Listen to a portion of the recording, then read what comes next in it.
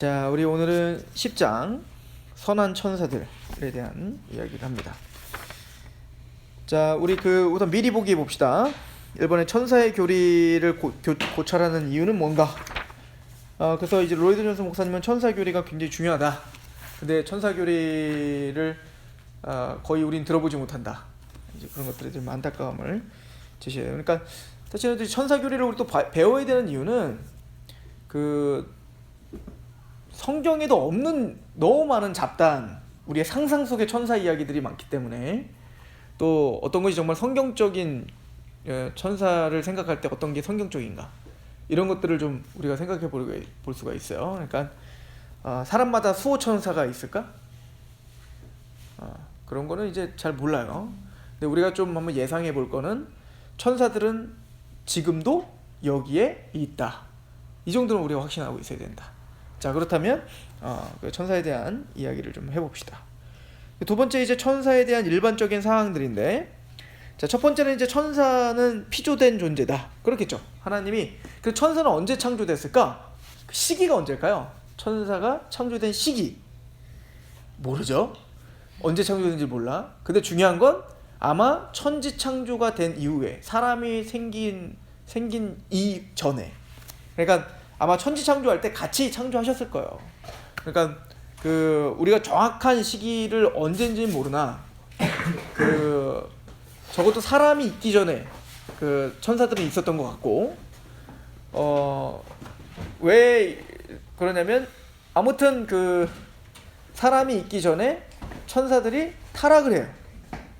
그래서 타락한 그 천사인 사탄이 뱀의 형상으로 와서 아담과 하와를 미혹하는 거 보면, 하여튼 아담과 하와 보다 늦으면 안 되겠죠. 전인데, 근데 보통 우리가 생각할 때는 천지 창조와 같이 천사들도 그때 창조됐을 것이다 라고 추측만 할 뿐인 거예요. 정확하게 언제 창조됐다 이런 말은 없어요. 그러니까 이런 걸 또 결정해야 될 이유가 뭐냐면, 이제 이단들 중에 이제 창세기 1장과 2장을 시간의 간격을 두려고 하는 사람들이 있어요. 오늘 한번 창세기 한번 잠깐 볼래요?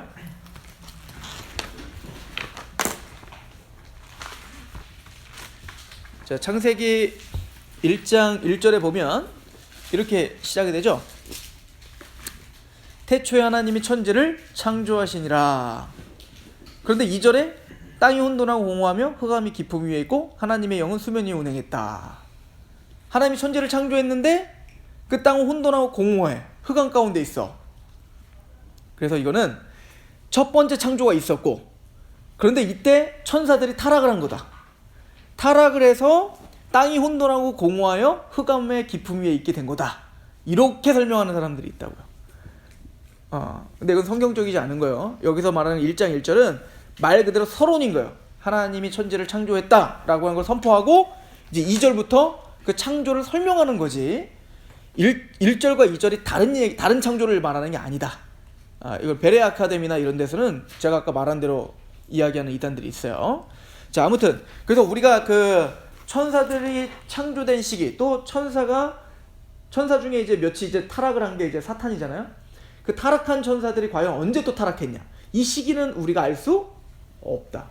근데 우리가 성경적으로 좀 확증해야 되는 것은, 우선은 하나님이 천지 창조하실 때 같이 창조했을 것이다. 그죠? 그리고 그 천사들 중에 몇은 타락하여 사탄이 되었고, 그 사탄은 뱀의 형상으로 아담과를 미혹한 거다. 이제 우리는 그 정도만 우선은 정리할 수 있다라고 하는 겁니다. 자, 우리 페이지 보면서 이제 그냥 갑시다. 189페이지 가면, 자, 그래서 이제 천사들이 피조된 존재라는 건데, 이 골로새서 1장 16절에 보면 예수님에 대한 얘기가 있어요. 만물이 그에게서도 창조되되 그를 위하여 창조되었다, 이렇게 표현하거든요. 그는 예수님을 가리켜요. 그러니까 예수님 창조주예요. 그래서 예수님에게 의해서 만물이 창조되었는데, 그 만물 중에는 뭐냐면 정사와 권세자들, 하늘에는 권세자들도 창조됐다, 이렇게 표현을 하고 있어요. 근데 주권들이나 통치자들, 하늘에 있는 주권들이나 통치자들, 이게 고유명사예요. 거의 천사를 가리키는 거의 그 고유명사처럼 쓰여지고 있어요. 나중에 에베소서도 그렇고 하늘에 있는 통치자들이나 주권자들이라고 말할 때는 천사들을 가리킨다. 거기서 말하는 이제 그 통치자들이나 권세자들은 선한 천사뿐만 아니라 악한 천사도 같이 얘기할 때도 있어요. 그러니까 예수님이 창조주인데 예수님께서 모든 만물을 창조하실 때 선한 천사들과 악한 천사들도 다 창조했다라고 하는 것을, 그러니까 악한 천사를 창조한 게 아니라 선한 천사를 창조했다. 근데 이제 나중에 그 천사들 중에 몇이 이제 타락한 거다. 이 정도로. 그래서 천사는 피조물이다라고 하는 것을 이야기합니다. 여러분들 이걸 잘 정리하는 게 좋습니다. 왜냐면 여호와 증인 같은 경우는 예수님이 하나님이 아니시고 예수님은 천사 중에 가장 높은 자다라고 그랬죠. 근데 천사들은 창조주가 될 수 없어요. 예수님은 근데 피조물이 아니라 뭐다? 예수님은 창조주다. 이 요한복음 1장 또 골로새서 1장에 정확하게 얘기하고 있는 거기 때문에 여호와 증인들 만나면 정확하게 다 얘기해 줘야 됩니다. 자, 2번. 천사는 영적인 몸을 가지고 있으며 때로 인간의 형태로 나타난다.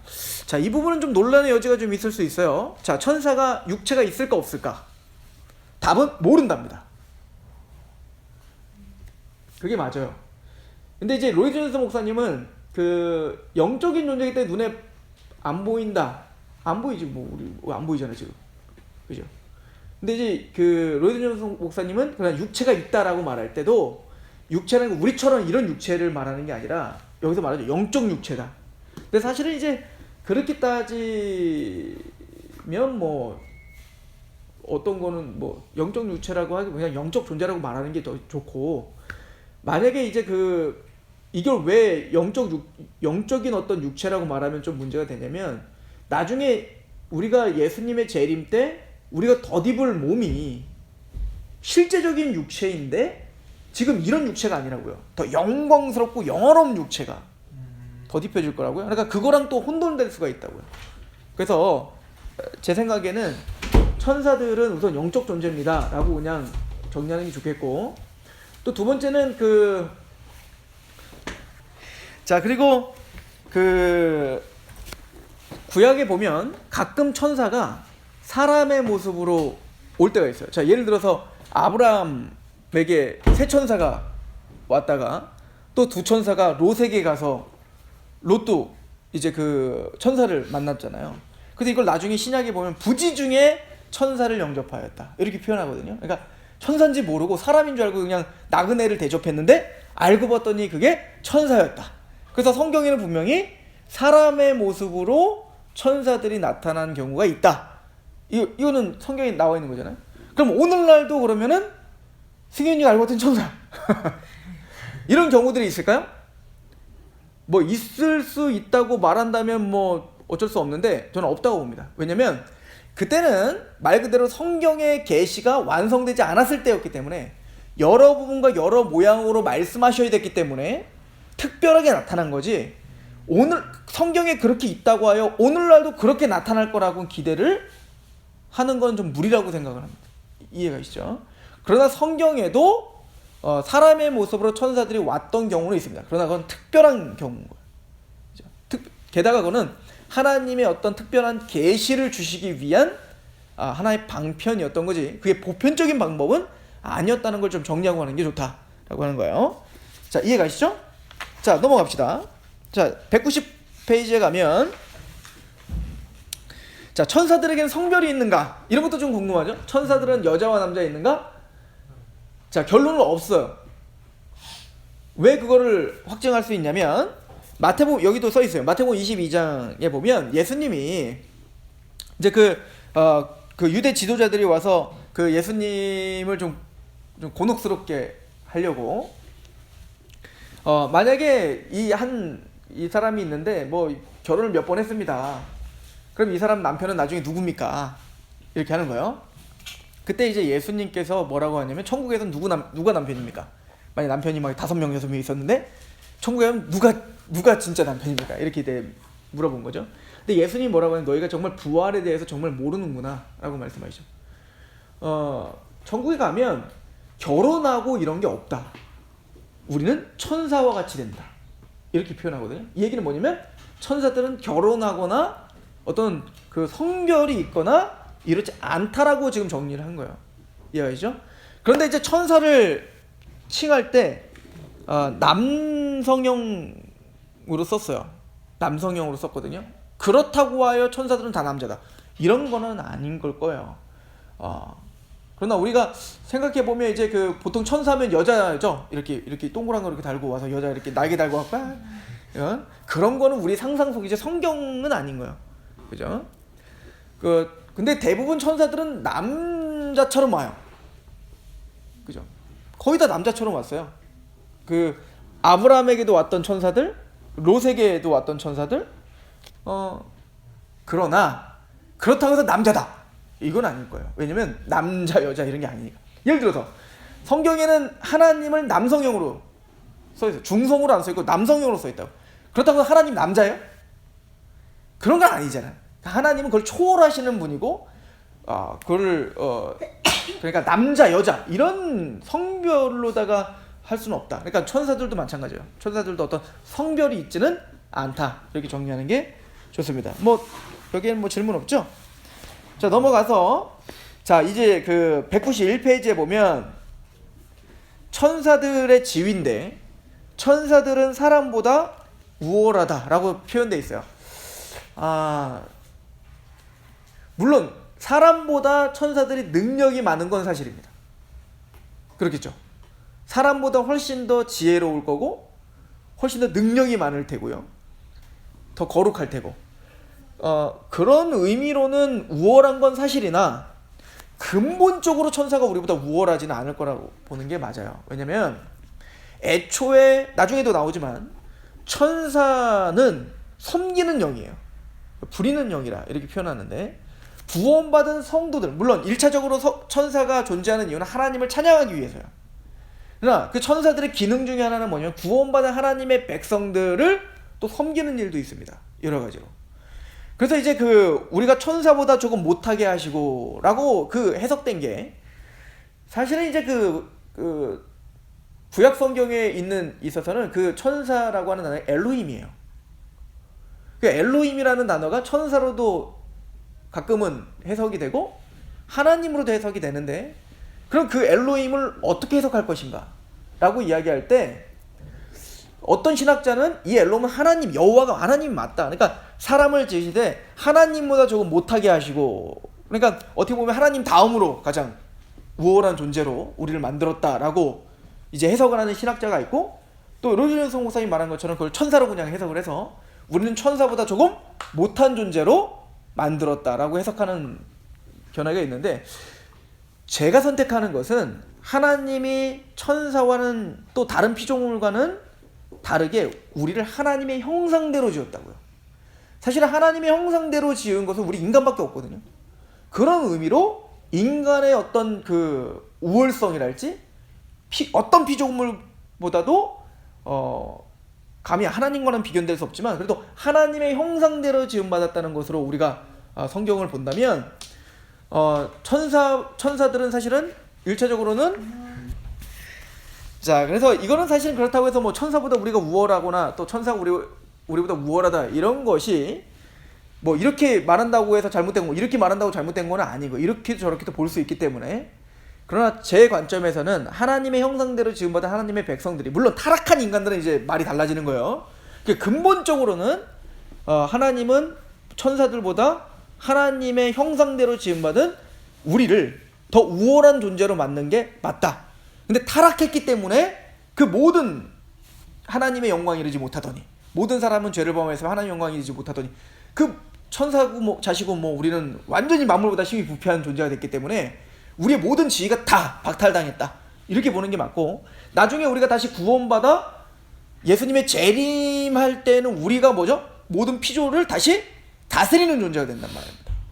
그때는 천사가 우리를 다스릴 수 있는 게 아니에요. 천사가 우리보다 위에 있는 게 아니라 우리가 천사들도 다스리게 될 거라고요. 하나님을 대리하여. 왜? 우리 모든 피조물을 또 다스릴 자가 됐으니까. 그래서 그런 의미에 저는 하나님의 형상대로 지음받은 하나님의 백성들이 더 본질적으로는 더 우월하게 지음받은 게 맞다라고 보는 게 저는 맞다고 생각을 합니다. 자, 우리 고린도전서 6장 3절을 한번 볼게요. 고린도전서 6장 3절. 자, 우리 고린도전서 6장 3절 말씀인데요. 자, 제가 한번 읽어볼게요. 6장 1절부터 제가 읽어볼게요.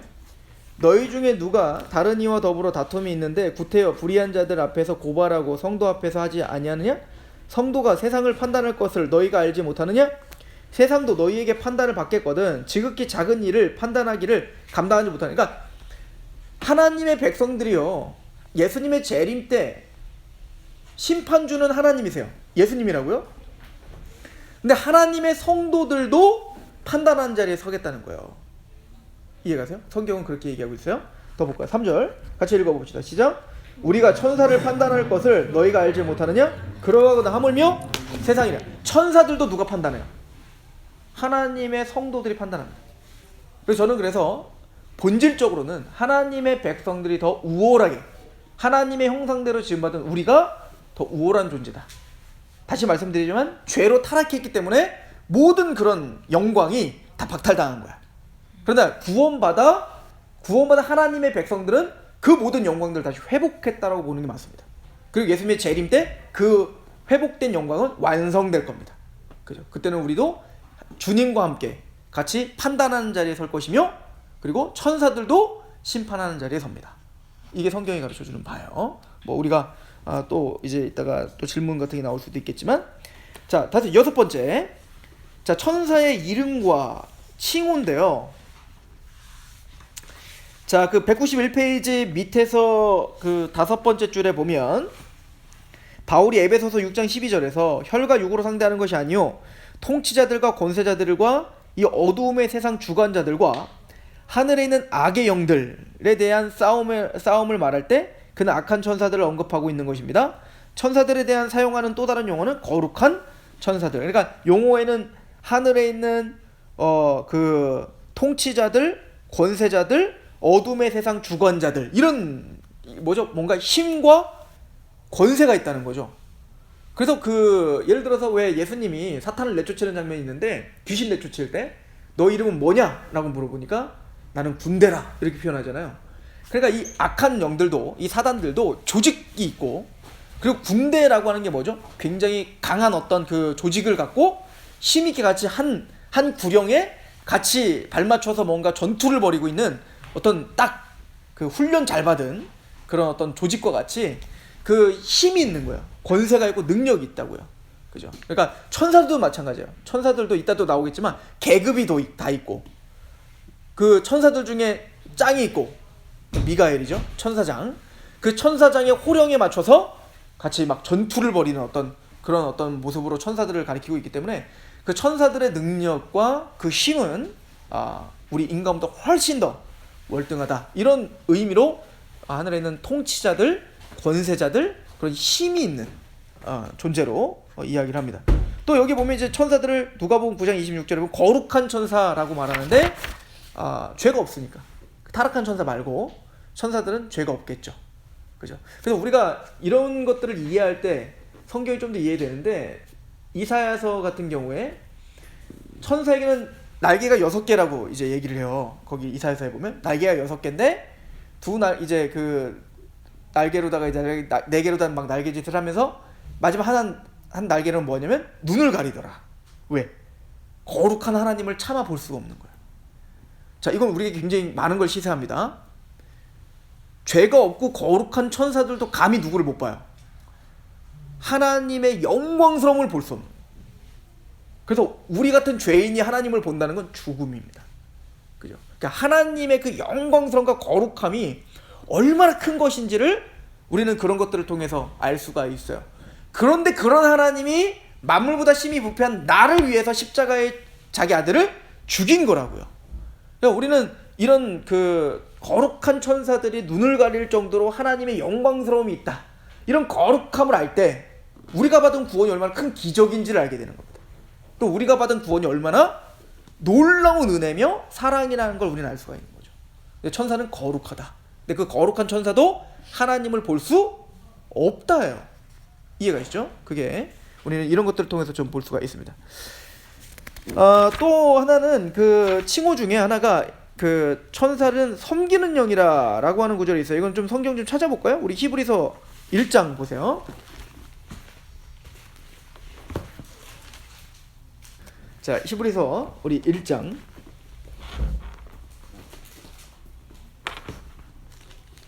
자, 1장 우리 그 13절부터 볼게요.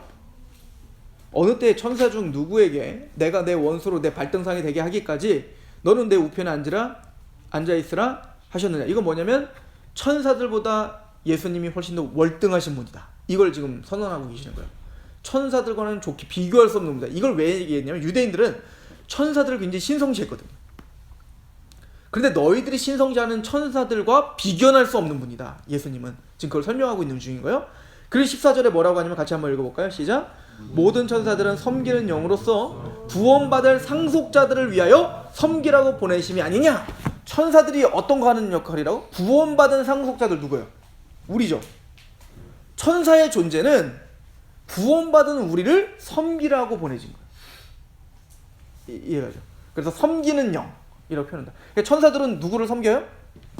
구원받은 여러분들을 섬깁니다. 어떻게 섬길까? 이따 그거를 이제 다시 좀 보게 될 겁니다.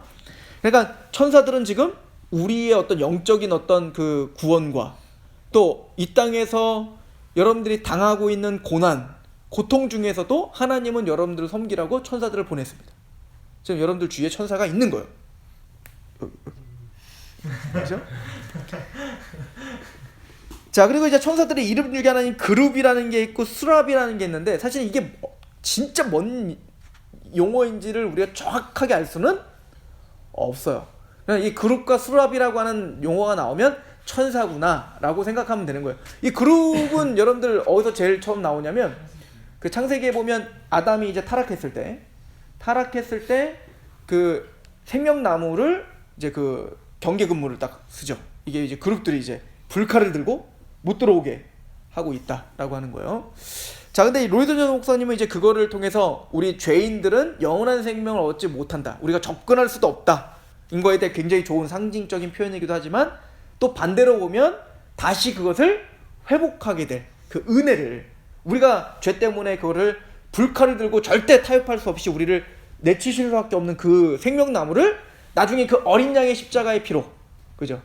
대신 심판을 받아 우리에게 그 생명나무를 다시 제공해 주시는 그죠? 나중에 그래서 요한계시록에 보면 새하늘과 새 땅에는 그 생명나무에 우리가 참여하게 되는 모습을 보여주는 은혜를 또 우리가 엿볼 수 있다라고 하는 것을 이야기합니다.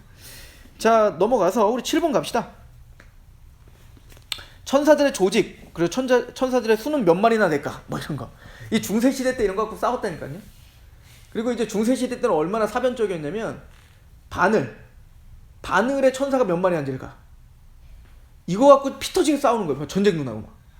그러니까 얼마나 이 신학이 성경을 떠나면 성경에서 말하지 않으면 말하지 말고 성경에서 말하는 만큼만 말해야 되는데 이제 그 성경에서 말하지 않는 내 어떤 호기심을 충족하기 위한 말들을 하기 시작하면 이제는 그런 헛된 어떤 망상들과 헛된 사변들로 인해서 싸움만 일어나는 거예요.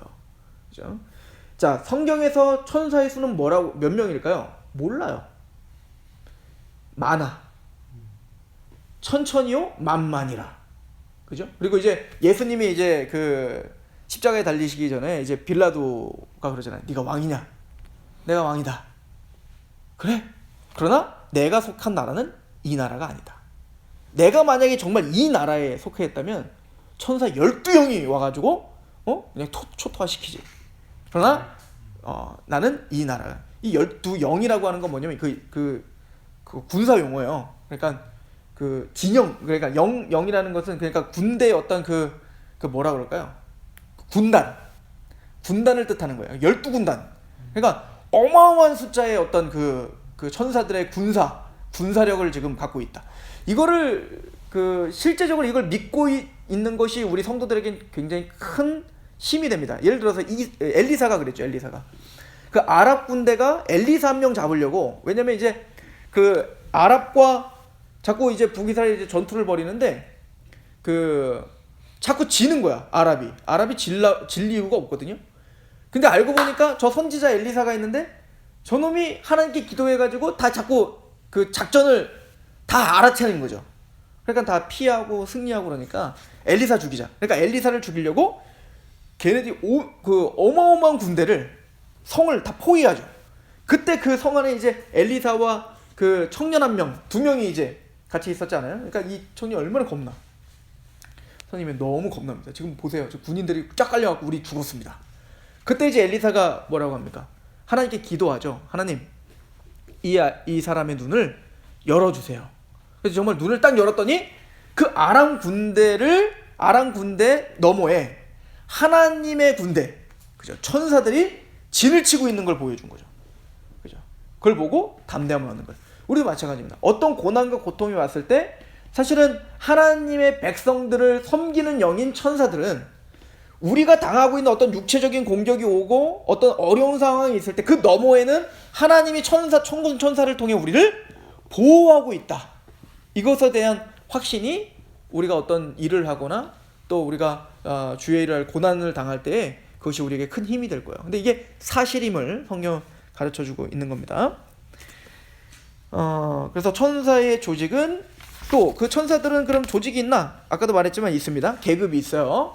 그래서 그 유다서 1장 9절에도 보면 이렇게 써 있죠. 우리 194페이지에 있으니까 위에서 우리 5번째 줄, 천사장이라는 단어는 단 두 번만 나타나지만 그것을 주목하는 것이 중요합니다. 데살로니가전서 4장 16절에 보면 이렇게 되어 있습니다. 주께서 호령과 천사장의 소리와 하나님의 나팔 소리로 친히 하늘로부터 강림하시니. 그러니까 데살로니가전서 4장 16절에는 호령과 천사장이라고 하는 게 있어요. 천사의 장이 있는 거예요. 우두머리. 그리고 다른 한번 언급은 유다서 9절인데 천사장 이름까지 거명이 되죠. 천사장 누가? 미가엘이 모세의 시체에 관하여 마귀와 다투어 변론할 때 감히, 이렇게 말하는 거예요. 그러니까 마귀들과는 누가 싸우고 있어요? 천사가 싸우고 있는 거예요. 그죠? 나중에 요한계시록도 보면요. 나중에 모든 천구 천사를 사실 지휘하는 건 누굴까요? 당연히 예수 그리스도죠. 하나님이 모든 걸 호령하지만 그 예수님의 명령에 따라 미가엘이 천사들을 다 어떻게 할까요? 명령을 내려 호령하여 이제는 전투를 벌인 거예요. 마귀들과 싸워서. 그러니까 계시록에도 나중에 보면 예수님이 직접 싸우시는 게 아니라 천사들을 시켜갖고 마귀들과 싸우는 영적 전투에 대한 이야기들을 하고 있어요. 그러니까 이 천사들은 하나님의 명령하에 지금 어떻게 하고 있는 거야? 언제든지 싸울 준비를 하고 있는. 그래서 이 미카엘은 그 하나님의 명령이 떨어지면 그 천사들에게 호령하여 전쟁을 하는 천사장이다라고 하는 것을 보여줍니다. 에스겔서에 보면 천사를 어떻게 표현하고 있냐면 꼭 그 수레바퀴처럼 이렇게 있는데 그 얼굴들은 다 바깥을 향해 오고 있고 그것도 막 확 퍼졌다가 다시 돌아왔다가 이렇게 한단 말이에요. 그거는 이제 나중에 에스겔서를 나중에 해석하면 알겠지만 그거는 뭘 보여주냐면 그 천사들이 하나님의 명령에 따라 일제히 확 갔다가 다시 오고 이런 걸 보여주는 거거든요. 그러니까 그 하나님의 명령이 떨어지면 천사들은 정말 군인처럼, 잘 훈련된 군인처럼 일사불란하게 그렇게 전투도 벌이고 그렇게 하나님의 명령에 수행하는 그런 조직 체계가 있다. 사탄들도 마찬가지죠. 사탄의 장이 있습니다. 그죠? 그 정도만 알면 될 것 같고요. 자, 그러면은 중요한 건데 이제 선한 천사들의 임무를 보면 되겠죠? 자, 첫 번째 임무는 우리 그 196페이지에 보면 그쵸, 하나님의 어린 양을 찬양하는 거겠죠. 이건 계시록 5장에 나와요. 그죠? 그 하늘에 있는 그룹들 또 그 천사들이 하나님을 찬양하고 예수님을 찬양하고, 이건 당연한 거죠. 모든 피조물의 창조 목적은 하나님을 영화롭게 하는 겁니다. 그래서 천사들도 첫 번째 그 임무는 하나님을 찬양하는 거예요. 천군 천사들이 하나님을 찬양하죠. 예수님이 이 땅에 태어나실 때도 찬양하죠. 그러니까 예수 그리스도를 영화롭게 하고 하나님을 찬양하는 것이 첫 번째 임무라는 건 뭐 당연한 것 같고요. 자, 두 번째인데 여기 보면 우리의 구원을 어떻게 한다? 탐구한다. 자, 천사들은 뭐 하냐면 하나님을 찬양하면서 지금도 배우고 있어요. 천사들의 지식은 온전한 게 아니에요. 온전한 지식을 갖고 있는 분은 누구밖에 없죠? 하나님밖에 없습니다. 천사들도 지금 배우고 있어. 뭘 배우냐면 유민이를 보면서 배우고 있어. 형근이를 보면서 천사들이 지금 막 감격하며 배우고 있어. 자, 뭘 배울 거야? 복음을 배우는 거야. 구원을 배우는 겁니다. 자, 우리 이 이야기를 좀 보면 베드로전서 1장을 보십시오. 자, 이제부터는 좀 천사에 대해서 중요한 부분입니다. 자, 베드로전서 1장 12절. 자, 10절부터 한번 제가 볼게요. 이 구원에 대하여는 너에게 임할 은혜를 예언하던 선지자들이 영과 부지런히 살펴서, 이제 이 구원을 누가? 구약시대의 선지자들이 열심히 연구하고 부지런히 살펴서 전파했다는 거죠. 구약시대의 선지자들을 말하는 거예요. 네, 11절. 자기 속에 계신 그리스도의 영. 구약에 있는 선지자들도 누가 함께 복음을 전했던 거예요? 그리스도의 영이. 그죠? 그리스도께서 같이 전하신 거예요. 영으로. 그죠? 이 그리스도의 영은 다른 말로 또 뭐죠? 또 성령님이죠. 그죠? 그리스도의 영이 그 받으실 고난과 후에 받으실 영광을 미리 증언하여 누구를 또는 어느 한때를 지시하는지 상고했어요. 그러니까 예수님이 십자가와 부활을 구약 전체가 지금 어떻게 했다는 거예요? 그리스도의 영을 통해서 계속 선포했다는 거예요. 자, 그런데 12절. 이 섬긴 바가 자기를 위한 것이 아니요. 우리는 모세가 부럽죠. 아브라함이 부럽고. 그런데 그들은 누가 부럽죠? 우리가 부러운 거예요. 왜냐하면 그들의 모든 섬김은 자신을 위한 게 아니라 누구를 위한 거래요? 우리를 위한 거래요. 왜? 우리 때 성취가 됐으니까. 예수님의 십자가 성취되고, 그래서 교회가, 이 땅의 교회가 이제 예수님의 피값으로 하시는 교회가 딱 이제 보여지는 교회가 왔잖아요. 이제 이미 그들이 바라보고 있던 것이 성취된 예수님의 십자가 부활을 우린 보면서 믿잖아요. 그죠? 그래서 이 섬긴 바가 자기를 위한 것이 아니라 너희를 위한 것이니 계시로 알게 되었으니 이것은 하늘로부터 보내신 성령을 힘입어 복음을 전하는 자들로 이제 너희에게 알린 것인데, 이거는 구약 시대의 선지자들만 부러운 게 아니라 누구도 지금 놀라고 있어요? 천사들도 살펴보기를 원하는 것이에요. 천사들도 여러분들이 구원받고 여러분들이 교회가 된 게 너무 신기해서 여러분들을 막 흠모하는 마음으로 우리를 지금 막 연구하고 있다니까요. 누구만 감격이 없냐면 우리만 감격이 없다니까. 구약에 있는 모든 선지자들도 우리가 뭐 너무 부럽고 천사들도 막 우리가 부러운데, 우리나라가 전쟁의 위기 가운데 있는데 트럼프가 언제 저기다가 선제 타격할지 몰라서 우리는 막 전쟁이 언제 날지 모른다고 막 지금 외국은 난리인데 우리는 몰라. 그런 것처럼 구원받은 우리들은 무감각한 거야. 그런데 그 구원을 예언하던 구약의 선지자들은 우리가 너무 부러운 거죠. 그리고 이 모든 광경을 봤던 천사들은 지금 우리의 어떤 구원의 그 십자가의 은혜로 구원받은 우리의 모습을 보면서 그 천사들은 지금 살펴보고 있는 거예요. 어느 정도 살펴보면 하나님은 구원받은 우리들을 교보제로 사용하신다라고 표현해요. 교보제. 우리를 통해서 하나님은 천사들에게 뭔가를 지금 가르쳐주고 있다는 거예요. 천사들도 지금 우리를 딱 이제 칠판에 놓고 딱 승현이를 놓고 자 봐라 그러면서 이제 승현이의 인생을 막 가르쳐주면서 천사들이 지금 아이고 막 그러고 있다는 거예요.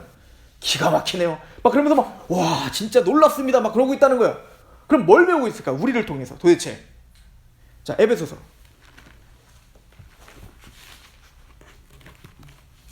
3장 가보세요.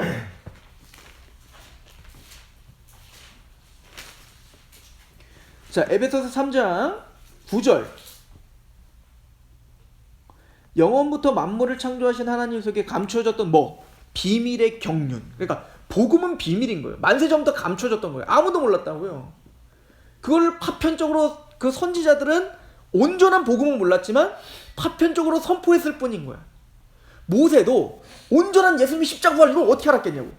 근데 모세는 율법을 전함으로 또 성막을 만들므로 또 그 희생 제물인 양이 죽어짐으로 뭔가 대속의 의미를 배우면서 파편적으로 뭔가를 지금 하나님의 구원을 이렇게 하시는구나를 선포했을 뿐이라고요. 누구를 위해서? 우리 때를 위해서. 그죠? 자, 그런데 그 구원의 경륜이 어떠한 것을 드러내려 하심이라 이는 이제 뭐로 말미암아? 교회로 말미암아 하늘에 있는 통치자들과 권세자들, 이거 누구라고요? 영적 존재들을 가리키는 거예요. 그 통치자들과 권세자들에게 하나님의 각종 지혜를 알게 하려 하십니다. 한영이가 하나님을 대적하던 인생이 하나밖에 없는 아들이신 예수님의 십자가의 죽으심으로 한영이가 대적했던, 한영이가 갑자기 예수님을 믿게 되더니 자기들도 감히 따라할 수 없는 하나님을 향한 찬양을 하더라. 왜냐면 천사들은 구속의 경험이 없잖아. 구속이 뭔지를 모르잖아요. 그런데 우리는 완전 밑바닥, 만물보다 심히 부패했던, 가장 더럽던, 천사들은 그걸 알았을 거 아니야. 우리가 얼마나 영적으로 더러운지.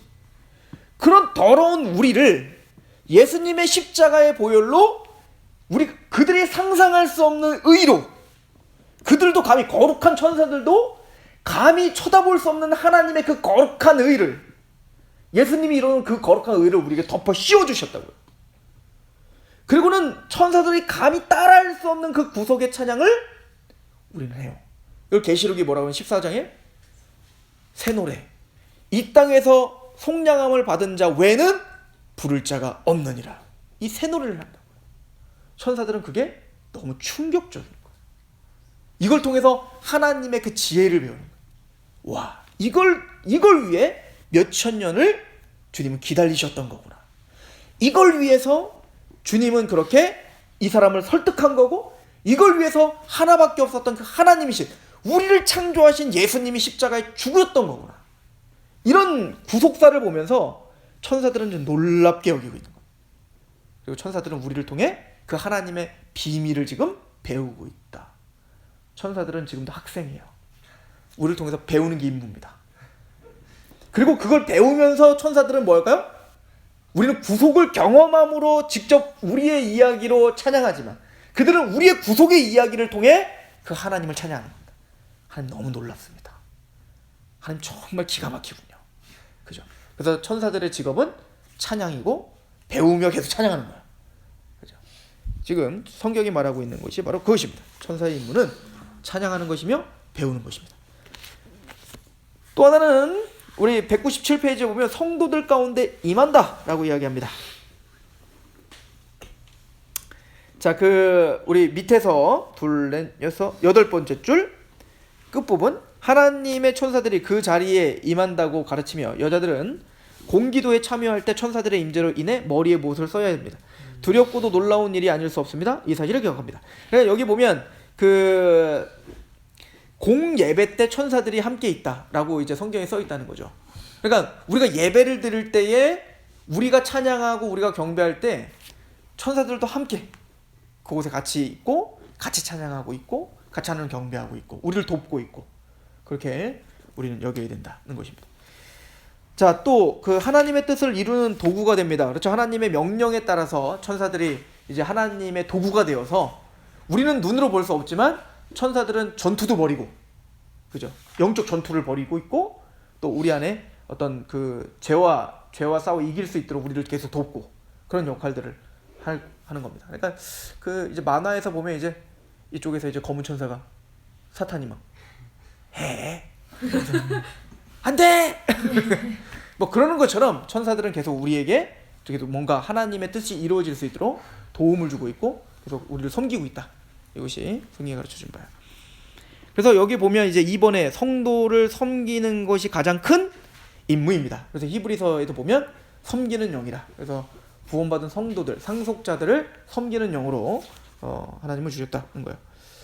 좀 넘어가서요. 저는 오늘 이걸 좀 봤습니다. 성도들의 보호하심인데요. 199페이지에 보면 그 성도를 보호하심 있죠? 한번 읽어볼게요. 두 번째 달라. 하지만 그뿐이 아닙니다. 우리는 천사들이 우리를 보호해준다는 사실을 발견합니다. 시편 91편 10에서 11절에는 이렇게 말합니다. 화가 내게 미치지 못하며 재앙이 내 장막에 가까이 오지 못하리니 그가 너를 위하여 그의 천사들을 명령하사 내 모든 길에서 너를 지키시니라. 하나님은 천사들을 통해서 우리를 보호하시고 우리를 어떻게 하세요?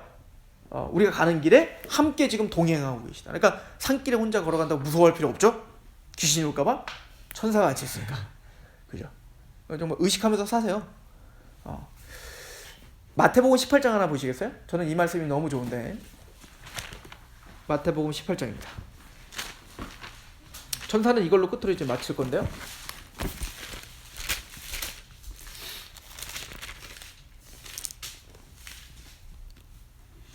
자, 마태복음 18장 1절부터 제가 한번 요거만 좀 강의하고 오늘은 말씀을 마치려고 하는데, 그때 제자들이 예수께 나와 이르되 천국에는 누가 큽니까? 제자들이 정신 못 차리고 자꾸 예수님 이 나라에 임하면 우의정 좌의정, 이 땅에서 예수님으로 내가 권력 좀 갖고 좀 부자 좀 되고 이제 그러고 싶었던 거죠. 그때 이제 예수님 말합니다. 예수께서 한 어린아이를 불러 그들 가운데 세우시고 이르시되 진실로 너희에게 이르노니 너희가 돌이켜 어린아이들과 같이 되지 아니하면 결단코 천국에 들어갈 수 없다. 이거 어린이 주일에 많이 사용하는 구절이죠. 근데 이제 사실 어린이 주일과 상관없는 구절이에요. 그 어린이를 성도와 비교한 거는 어린이들의 순수함을 말하는 게 아니에요. 애들은 안 순수합니다. 죄인이에요. 욕심이 많습니다. 어리면 어릴수록 더 이기적이에요. 자, 여기서 말하는 것은 순수함, 거룩함을 말하는 게 아니에요. 여기서 말하는 어린아이의 비유는 의존입니다. 의존. 어린아이는 홀로 살 수 없어요. 부모가 없고 어른이 없다면 죽어요. 아무것도 혼자 못해요. 아기를 키워보면 알겠지만 얼마나 귀찮은지 몰라요. 다 해달래요. 자는 것도 혼자 못 자. 밥도 혼자 못 먹어. 아무것도 못해. 어린아이를 집에 그냥 방치하고 놓으면 어떻게 될까요? 죽어. 진짜 죽잖아. 이거예요. 어린아이와 같이 하나님께 의존하는 자. 이걸 지금 말하고자 하는 거예요. 이해가세요? 그래서 뭐라고 하냐면 보세요. 4절. 그러므로 누구든지 어린아이와 같이 자기를 어떻게 하는 자? 낮추는 사람이 천국에서 큰 자야. 그러니까 여기서 말하는 비유는 자기를 낮추고 심령이 가난한 마음으로 하나님만을 바라보고 있는 사람이 어린아이. 이게 누굴 말하는 거예요? 성도를 가리키는 거예요. 우리로서는 구원받을 수 없습니다. 오직 주님의 은혜만이 나를 구원시켜 줄 수 있습니다. 라고 하는 그런 갈급한 심령으로 주님만을 의지하는 자. 이 사람이 천국을 소유한 자고, 그렇게 하나님을 더 의존해서 나는 아무것도 할 수 없습니다. 주님만 하실 수 있습니다. 라고 그렇게 자기를 낮아지는 자가 천국에서 큰 자예요. 그죠? 이 땅에서 막 난 다 할 수 있어 막. 그거는 성경적이지 않아요. 그죠? 하나님을 의지하는 거야. 한 발짝 한 발자국을 조심스럽게 가는 거야. 나를 너무 과대평가하지 않는 겁니다. 그죠? 그래서 5절. 또 누구든지 내 이름으로 이런 어린아이, 뭐죠? 자기를 낮추고 예수를 믿는 자요. 어린아이 하나를 영접하면 곧 누굴 영접하는 것 같은 거요? 나를 영접하는 것 같다. 그러니까 이걸 제자들을 예수님 파송할 때 그러잖아요. 너희를 영접하는 건 나를 영접하는 것이고 너희를 영접하지 않는 나를 영접지 않는 거야. 그러니까 유민이를 영접하는 건 예수님을 영접하는 것 같아요. 무슨 얘기냐? 여기서 유민이 존재가 좋다는 게 아니라 유민이는 지금 뭐죠? 예수님을 믿고 있기 때문에 하나님의 복음을 지금 전파하러 가는 걸 지금 말하는 거예요. 그러니까 유민이가 복음을 전했는데 그걸 받아들이지 않는다는 것은 유민이를 안 받아들인 게 아니라 누구를 안 받아들인 거예요? 예수를 영접하지 않은 거예요. 이해가 되죠? 이걸 잘 이해해야 돼요. 나중에 양과 염소의 비유에 마태복음 25장에 보면 양들이 나중에 이제 너희들은 천국 간다 그러더니 왜요? 너희들은 예수님이 그러잖아요. 내가 줄였을 때 나를 먹였고 내가 감옥에 갇혔을 때 날 찾아왔고 그래서 너희들은 간다. 그러면 염소들은 나는 내가 줄였을 때 너 나 안 입혔고 내가 감옥에 갔을 때 너 안 왔고 작은 자에게 행한 것이 곧 나에게 행한 것이다. 이렇게 표현하죠. 우리는 그걸 선행이라고 해석하면 안 되는 거예요. 그러니까 뭔가 부르짖기를 많이 하는 것이 천국 간다. 이런 얘기 아니란 말이에요. 거기서 말하는 작은 자는 누구냐면 소자에게 한 것이, 그 소자는 바로 이걸 말하는 거예요. 믿는 자. 왜냐면 지금 내가 줄였을 때 못 입었을 때 감옥에 갔을 때 다 누구 얘기죠? 제자들 얘기고 성도들 얘기를 하고 있는 거라고요. 예를 들어서 사도 바울이 복음을 전하다가 감옥에 갇히니까 빌립보 성도들이 연보를 하고 계속 찾아오고 하죠. 왜? 바울이 좋은 게 아니라 바울의 복음을 받아들이는 사람들이거든. 지금 그런 의미에서 얘기하고 있는 거라고요. 그거는 선행구원을 얘기하는 게 아니라고. 마찬가지로 여기서 그래서 구원받은 하나님의 백성들을 영접했다는 건 누굴 영접한 것 같은 거예요? 예수를 영접했다. 이렇게 말하고 있는 거라고요. 자, 그래서 지금 우리 구원받은 사람을 말해요. 자, 6절 이렇게 말합니다. 누구든지 나를 믿는 이 작은 자 중 하나를 어떻게 하면? 실족하게 하면 차라리 연자맷돌이 그 목에 달려 깊은 바다에 빠뜨리는 게 나아. 자, 그러니까 한영이를 만약에 복음을 전파하고 있는 한영이를 실족하게 하는 것은 엄청난 죄인 거죠. 한영이를 만약에 복음을 전하는 한영이에게 실족하게 한영이를 복음 전한다고 두드려 패고 나중에 죽이기까지 한다는 것은 큰일 날 일인 거예요. 차라리 연자맷돌을 목에 달리고 차라리 빠져 죽으라 이거야. 철두철미하게 누구를 보호하겠다는 거예요 지금? 구원받은 하나님 백성들을 내가 보호하겠고 내가 너의 편이 되어주마 이거예요. 이걸 예수님이 뭐라고 제자들에게 말했냐면 그요 너를 영접하는 자는 날 영접하는 거. 이걸 아브라함의 축복과 다 연결된 거예요. 너를 축복하는 자를 내가 축복하고 너를 저주하는 자를 내가 저주하마. 왜죠? 철저하게 내가 너와 연합된 자가 되겠다. 이 얘기거든요. 그래서 여기 보면 더 나아가서 이렇게 말하죠. 근데 7절 실족하게 하는 일들이 있음으로 말미암아 세상에 화가 있도다. 실족하게 하는 일들이 없을 수는 없으나 구원받은 하나님 백성들의 삶 속에서 실족하게 하는 일들이 없다. 나는 막 평탄해.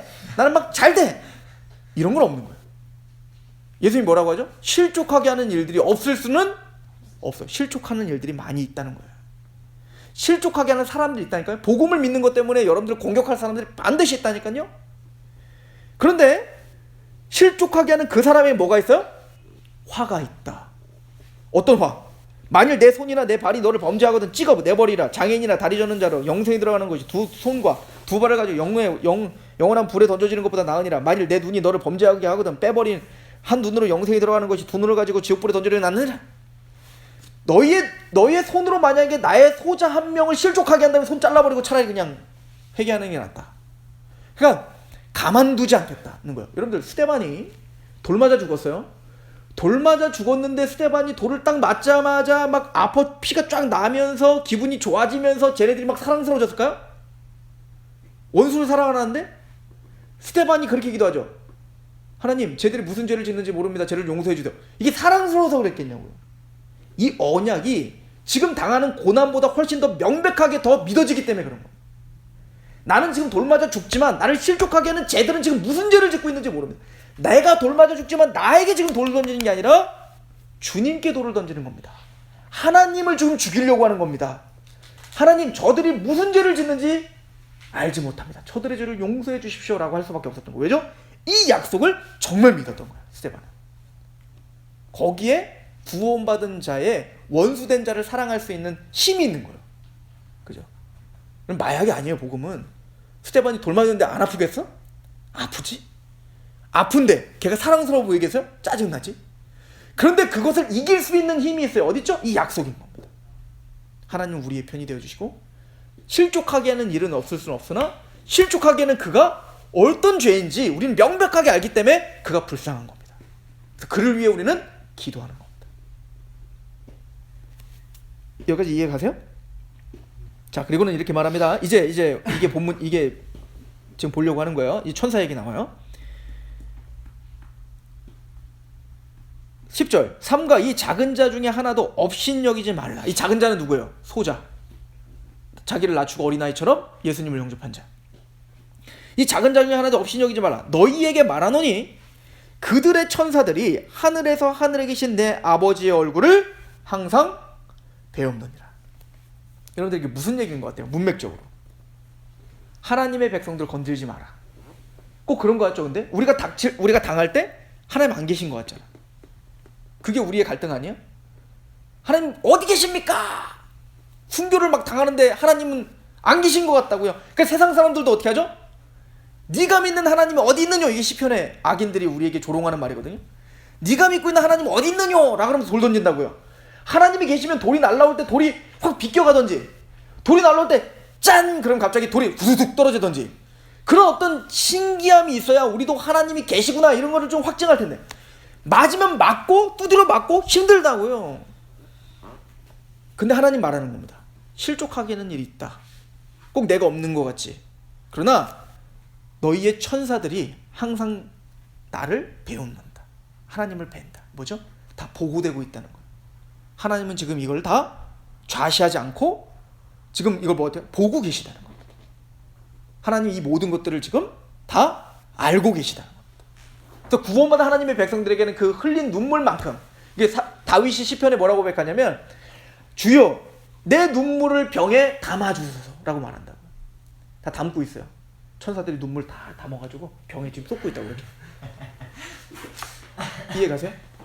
계시록엔 뭐라고 하죠? 내가 너희의 눈물을 닦아주리라. 하나님은 우리의 이 땅에서의 어떤 주님을 위해서 당하는 그 모든 고난들을 알고 계시고 지금 그것들을 다 지금 기억하고 계시다 라고 성경은 가르쳐주고 있습니다. 천사들은 이 정도만 하겠습니다.